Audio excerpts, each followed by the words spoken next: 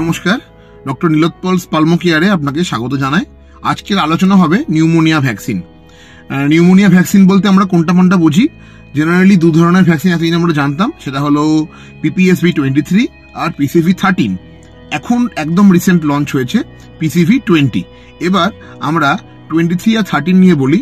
23 mainly আমরা প্রতি 5 বছর অন্তর পেশেন্টদের সাজেস্ট করি, আর PCV13টা আমরা জেনারেলি লাইফ টাইমে একবার দিই, এবং দেখতে পাওয়া গেছে PCV13 কিন্তু দিলে তার ইমিউনিটি কিন্তু লাইফ লং। আর 23 ইমিউনিটি মোটামুটি 4 বছরের পর থেকে আস্তে আস্তে উইন অফ করতে আরম্ভ করে। দুটো ভ্যাকসিনই আপনাদের অ্যাডাল্টদের আমরা সাজেস্ট করি। PCV13টা কিন্তু বাচ্চাদেরও দেওয়া যায়।